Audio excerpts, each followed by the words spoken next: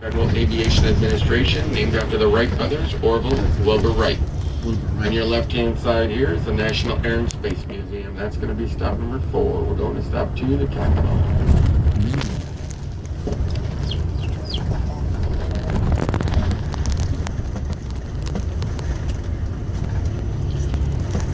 We're going to take a left on 4th Street. We're going to cut through the National Mall. The National Mall is 146.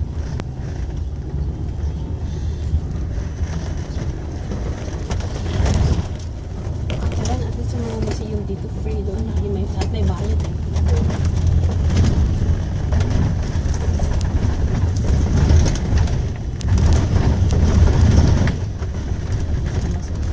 On your telephone right now? Are we all live on television? No. It's just a video. No, live on Facebook. They just replaced the lawn to the National Mall. It took them over a year. They're still working on it. Oh, yeah. Couple here. Buildings in front of us, National Gallery of Art coming up on your left, the West Building coming up on your right, the more modern East Building. There's a tunnel that connects these two buildings. A mountain coming up on your left, that goes down to the tunnel. Oh. Oh, ito. Yeah. Nice.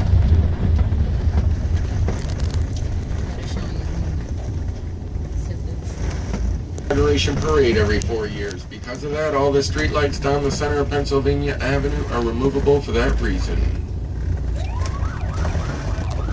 This is a small motorcade they do for veterans when they come to town. Over here on your left is the E. Barrett Prettyman Federal Courthouse.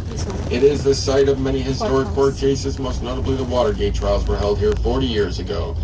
That sculpture on your left, in front of the courthouse, is of General Meade. He became famous for defeating the Confederate General Lee at the Battle of Gettysburg. West Capitol, you're looking at the west front on the right-hand side of the House chambers on the left of the Senate. Above each chambers is a flagpole. When the flag is raised above the chambers, that means they are in session. And that Capitol dome in front of you may well be America's most famous man-made landmark, made of just under 9 million pounds of cast iron. On top of the Capitol dome is the Statue of Freedom. They call her Lady Freedom. Lady Freedom stands 19.5 feet tall. No other statue in the District of Columbia can be taller than 19 feet because no other statue can stand taller than Freedom.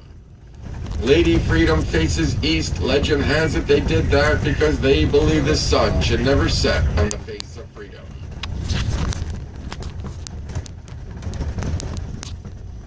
Our stop number 2 is directly in front of us along the sidewalk. Nobody on top of the bus is getting off at stop 2.